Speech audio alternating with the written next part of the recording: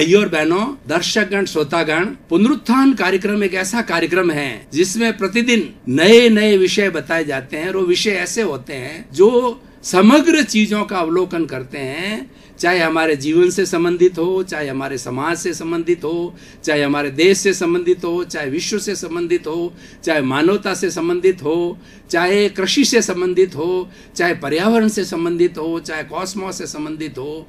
और प्रतिदिन नए नए विषय बताए जाते हैं और वो विषय जो है पूरे अनुसंधान सहित रखे जाते हैं, पूरा रिसर्च करके रखे जाते हैं। इसीलिए जो कोई भी कार्य रिसर्च करके किया जाता है उस कार्यक्रम में समग्रता आती है और उस कार्यक्रम के अंदर गहराई होती है। तो भाई और बहनों, दर्शकगण, श्रोतागण, इसी क्रम के अंदर आज का हमारा विषय है वैज्ञानिक अनुसंधान द्वारा उन्नत खेती। दो शब्द है, वैज्ञानिक अनुसंधान, दूसरा उन्नत खेती। सबसे पहले मैं उन्नत खेती की बात करूंगा क्योंकि हमारा काम है कि खेती को उन्नत करना।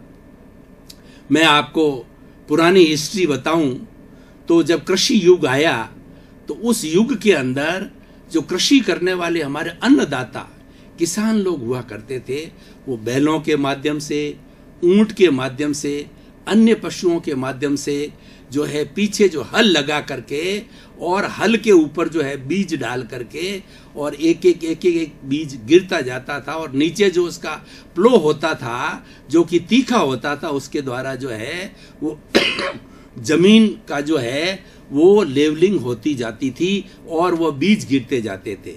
ये लंबे समय तक चला। उसके बाद में ट्रैक्टर का युग आया तो ट्रैक्टर में एक ही जगह कई हल लगा दिए गए, 5, 7, 10, 15, और हर एक के अंदर बीज डालने लगे तो वो एक साथ जो है वो जमीन के अंदर 10-10, 12-12 लाइनें होती थी और उसके अंदर बीज पड़ते थे। ये काम जो है और तीव्र गति से होने लग गया। लेकिन ये होने के बाद हमारी ट्रेडिशनल चीजें थी, जो हमारे पशुओं का काम था, वो पशुओं का कार्य रुक गया। चाहे बैलों का हो, चाहे ऊंटों का हो या अन्य पशुओं का हो, तो यानी वो प्रभावित हो गया। जब कोई चीज मैकेनाइज्ड होता है तो ट्रेडिशनल काम अवश्य ही प्रभावित होता है, परंतु ये समय का अलग अलग फेर होता है कि जो है वो मैकेनाइज्ड चीजों को लिया जाता है। तो उसके बाद के अंदर और समय बदला। अब वर्तमान का जो युग है वो विज्ञान का युग है। हमारा कृषि मंत्रालय है, उसी कृषि मंत्रालय ने एक पूरा विभाग खोल दिया है कि हम उन्नत खेती कैसे करें। उसके लिए ट्रेनिंग दी जाती है। यूनिवर्सिटी के अंदर कृषि विश्वविद्यालय खुल गई, कृषि कॉलेजेस खुल गए, कृषि स्कूल्स खुल गए और उसके अंदर उन्नत खेती करने के लिए कोर्स रखा जाता है कि उन्नत खेती कैसे की जाती है। बीज के संबंधी हो, चाहे हल चलाने के संबंधी हो, चाहे जमीन के अंदर मृदा यानी उसको जो उपजाऊ बनाने के संबंधी हो, जलवायु से संबंधित हो, टाइमिंग के संबंधी हो, सारी बातों के लिए सिखाया जाता है। और उसका प्रभाव यह हुआ कि धीरे धीरे जो है हमारी खेती, जैसे यहाँ जोधपुर हमारे काजरी है, उसमें अनुसंधान किया जाता है, नए नए जो है ग्राफ्टिंग किया जाता है बीजों का और उसके द्वारा जो है वो नए नए पौध तैयार की जाती है, नए नए फ्रूट्स तैयार किए जाते हैं, नए नए बीज तैयार किए जाते हैं। तो उसके लिए क्लोनिंग के द्वारा, वो क्लोनिंग प्रोसेस कहलाता है, उसके द्वारा किए जाते हैं। तो भाई और बहनों, दर्शकगण, श्रोतागण, जैसा कि आज का हमारा विषय है कि वैज्ञानिक अनुसंधान इतना बढ़ गया है। सबसे पहले हम एक एक चीज की बात करें। वैज्ञानिक अनुसंधान में सबसे पहला आता है खेत, हमारा जमीन का उपजाऊपन। तो जो सॉइल होती है, उस सॉइल की जो फर्टिलिटी, उसके उपजाऊपन को नापा जाता है और उसको उपजाऊपन जो है बढ़ाने के लिए उसके अंदर क्या चीज़ों का मिश्रण किया जाता है और यूरिया वगैरह कई चीज़ें डाली जाती है। हालांकि ये सब चीज़ें प्राकृतिक है, लेकिन हमारा ट्रेडिशनल हुआ करता था जिसके अंदर की गोबर डाला जाता था, जो है वो गाय का गोबर और उसके बाद के अंदर जो है बकरी का जो है मेंगनी वगैरह ये डाल करके वो उत्तम खाद होती थी। और उसका जो बना हुआ जो हमारा भोजन होता था, हमारा अनाज होता था, अन्न होता था, सब्जी होती थी, फ्रूट होता था, वो बहुत ही ऊंचे दर्जे का होता था, स्वास्थ्यवर्धक होता था। लेकिन क्योंकि पॉपुलेशन बढ़ गया है और विज्ञान आ गया है, इसलिए इसको रोका नहीं जा रहा है। तो पहली बात तो हो गई कि हमारी जो जमीन है उसका उपजाऊपन। दूसरी बात हो गया पर्यावरण, कौन सी चीज किस समय में बोनी चाहिए, किस महीने के अंदर बोनी चाहिए, वर्षा के समय बोनी चाहिए, सर्दी के समय बोना चाहिए, गर्मी के समय बोना चाहिए, उसके बारे के अंदर सारा अलग अलग रब्बी और खरीफ फसल के बारे में बताया जाता है। और तीसरा जो है पानी, मतलब फसल को कितना हम इरिगेशन करते हैं, नहर से इरिगेशन होता है और हमारे कुओं से इरिगेशन होता है और आजकल जो स्प्रिंकलर से होता है, ड्रिप इरिगेशन होती है, तो कई तरह के साधन आ गए। ड्रिप इरिगेशन भी एक वैज्ञानिक अनुसंधान है कि जो ड्रिप्स गिरती है वो पानी जो एक पौधे के ऊपर थोड़ी थोड़ी मात्रा में पड़ता है, लेकिन पुराने ज़माने में जब किसान पानी देता था तो सारा पानी जो जड़ों के अंदर चला जाता था और कई बार एक जगह ज़्यादा पानी जाने से वो जड़ें सड़ जाया करती थी। लेकिन स्प्रिंकलर सिस्टम से जो है, ड्रिप इरिगेशन से जो है वो थोड़ा थोड़ा पानी सब जगह अनुकूल मात्रा के अंदर पड़ता है। और आजकल तो बड़े बड़े जो है देशों के अंदर, अमेरिका जैसे देशों में सब चीज़ कंप्यूटराइज्ड हो गई है, हर चीज ऑटो कंप्यूटर है। वो पर्यावरण को कंप्यूटर करता है, वो बीज को नियंत्रित करता है और पानी को नियंत्रित करता है और उसके बाद के अंदर जमीन की जो हमारा उपजाऊपन है उसको भी नापता है, उसकी सारी रिजल्ट्स निकालता है। तो ये सब चीजें अनुसंधान होने से क्या हो गया कि आज हमारी जो खेती है वो उन्नत हो गई। यानी कि जो परसेंटेज प्रोडक्शन है, जो पहले पर बीघा या पर जो है वो एकड़ जो हमारा प्रोडक्शन आता था उससे कई गुना बढ़ गया है, ये फायदा हो गया है। और उस फायदे से आजकल जैसा कि पहले हमारे ट्रेडिशनल सोर्सेस से किसानों की दुर्दशा होती थी और किसान लोग सुसाइड तक करते थे, लेकिन उन्नत खेती वैज्ञानिक अनुसंधान के आ जाने के बाद के अंदर काफ़ी रिलीफ मिलता है। और उसके अलावा हम सब्जियों की बात करें तो सब्जियों के अंदर क्लोनिंग की जाती है। एक ही तरह के टमाटर, एक ही तरह के जो है ककड़ी और एक तरह की कई जो सब्जियां हैं वो क्लोनिंग के माध्यम से फास्ट स्पीड से वो जो है तैयार की जाती है। उनके अंदर कुछ जो कहना चाहिए वो गलत जो है वो सिस्टम भी आजकल लागू हो गए, क्योंकि अच्छाई के साथ बुराई भी आ जाती है। इंजेक्शन दे दिए जाते हैं जिससे कि जैसे तरबूज है, ककड़ी है, ये कई चीज़ें वो शीघ्र जो है फैलाव ले लेती है, वो शरीर के लिए हानिकारक है। वैसी उन्नति भी काम की नहीं है, उसको भी रोका जाना चाहिए।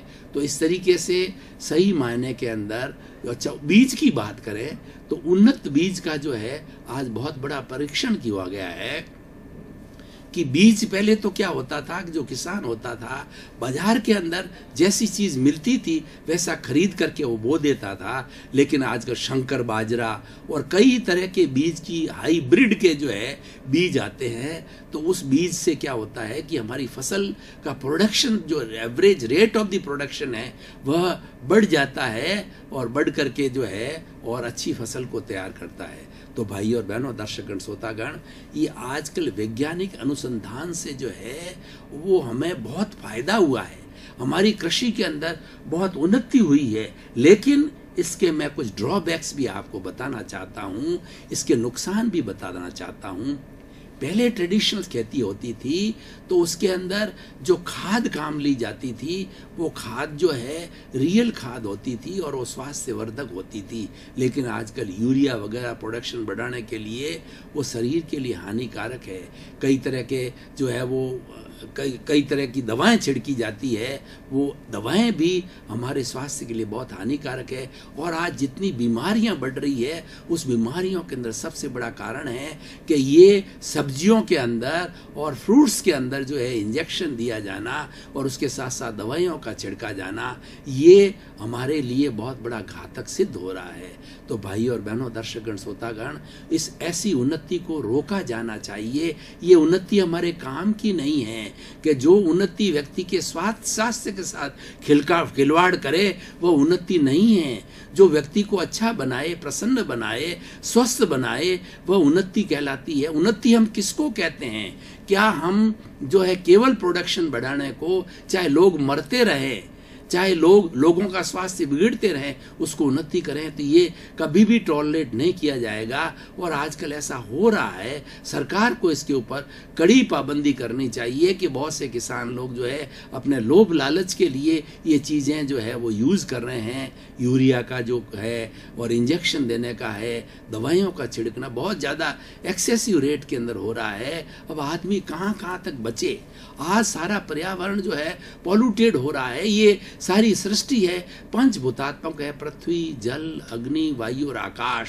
आज पृथ्वी को देखिए कि पृथ्वी को जो है कितना गंदा यूरिया वगैरह डाल करके और कितनी कितनी तरह की सिंथेटिक खाद डाल करके, ज़्यादा प्रोडक्शन लेकर के उसको बंजर बना दिया है। 2-3 बार लगातार जो है आप यूरिया वगैरह डालते रहो तो उसकी जो मृदा की जो है फर्टिलिटी है वो समाप्त हो जाती है और वो बंजर जैसी हो जाती है। तो आज से बहुत ऐसा हो रहा है, बहुत सी खेती जो है वो बंजर के रूप के अंदर होने लगी है। सबसे बड़ा नुकसान होता जा रहा है। और दूसरी ये तो पृथ्वी और जल की बात करें तो जल के अंदर कितने बड़े बड़े कल कारखानों ने जो है कितने कितने सिंथेटिक कलर है और कितने केमिकल्स हैं वो फैक्ट्रियों से छोड़े जाते हैं। तो सारा जल जा कर के हमारे नदी के किनारे पड़ जाता है और वही परकोलेट होकर के नदी के नीचे जाता है। नदी के अंदर जो पानी होता है जो आखिर कुओं में जाता है, वो सारा जहर जो है आसपास के सारे कुओं में फैल जाता है और वो हमारे जीवन को प्रभावित करता है। उससे पोलियो होता है, उससे हमारे हार्ट की डिजीज होती है, उससे हमारे कैंसर होती है। जो जितनी नई बीमारियां इन दिनों में आ रही है, इन सब बीमारियों का कारण है कि हमारे एनवायरनमेंट का पोल्यूशन होना और खास करके खेती बाड़ी के अंदर ये नाजायज चीज़ों का उपयोग कर लेना। इसके पीछे महज कारण एक ही है कि व्यक्ति का लालच बोल रहा है। आज व्यक्ति बहुत लालची हो रहा है, एन केन प्रकार वो धन कमाना चाहता है, पर उसको पता नहीं है कि ये धन क्या उसके साथ जाएगा। ये धन तो यहीं पड़ा रह जाएगा, साथ में जाने वाली आत्मा हो जाएगी, उसको भारी करके नहीं लेना। हमारे जीवन का लक्ष्य होना चाहिए, प्रसन्नता होनी चाहिए, परोपकार होना चाहिए, किसी को कष्ट न हो ऐसा कार्य होना चाहिए। लेकिन ये इलीगल मीन्स जो है आज वैज्ञानिक तरक्की के साथ में आ गए हैं, उन्हें हमें रोका जाना चाहिए। पृथ्वी, जल, अग्नि, आज देखिए चारों तरफ जो है कितना धुआं छोड़ा जा रहा है, फैक्ट्रियों का बड़ा बड़ा धुआं। उससे क्या है कि सारा हमारा वायुमंडल है, हवा जो है प्रदूषित हो गई है। और साथ साथ में कई फैक्ट्रियों से, जैसे कोल फैक्ट्री से निकलने वाली अग्नि वो गैसें, वो अग्नि की गैसें जो है, जैसे कि भोपाल कांड हुआ था, वो बहुत सी गैसें जो है सिंथेटिक गैसें आज चारों तरफ फैल जाती है और व्यक्ति हमेशा के लिए लकवा मार जाता है और वो जो है पैरालाइज्ड हो जाता है। व्यक्ति हमेशा उसका जीवन बर्बाद हो जाता है।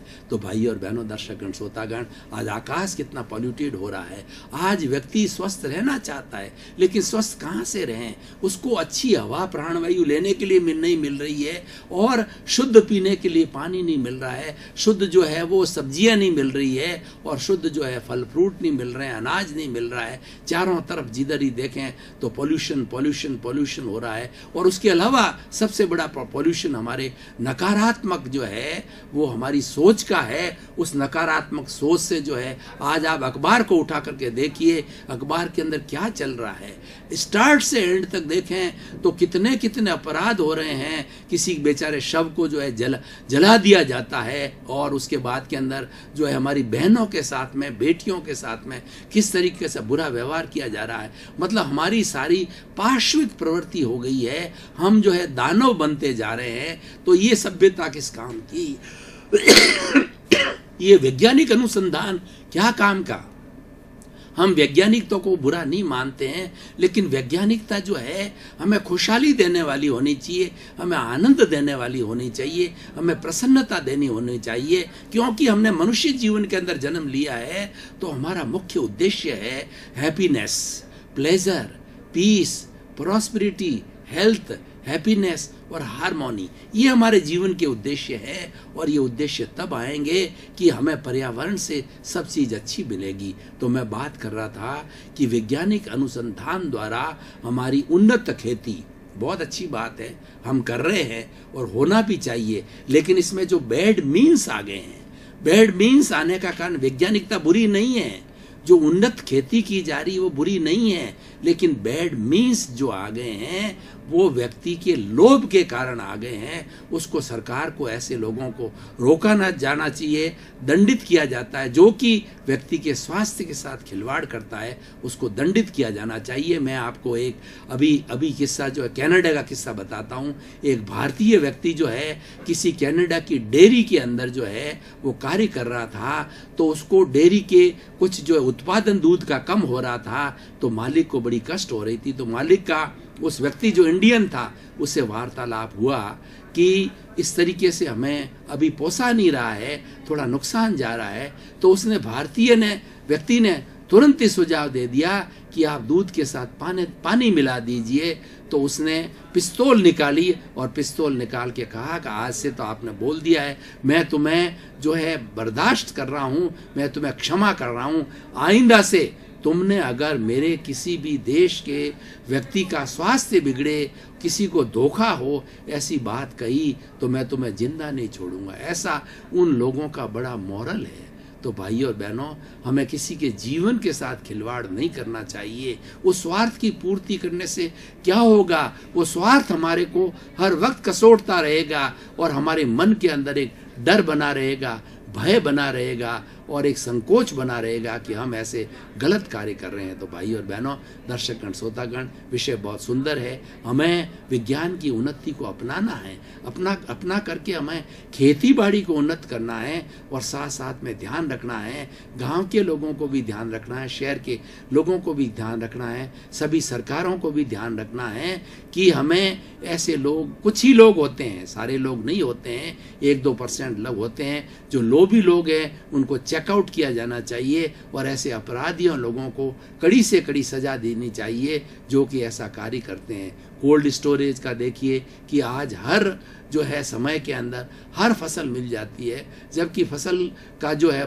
फल फ्रूट है या कोई भी अनाज है वो तो उसी समय मिलता है, लेकिन मिल जाता है क्योंकि कोल्ड स्टोरेज के अंदर 4-4, 6-6 महीने तक जो है दवाइयाँ छिड़क करके, इंजेक्शन दे करके उस चीज़ों को प्रिजर्व किया जाता है। और ऐसी प्रिजर्व की हुई, जैसे हम फ्रीज के अंदर 4-4, 6-6 दिन प्रिजर्व करते हैं, तो ये स्वास्थ्य के लिए सब हानिकारक है।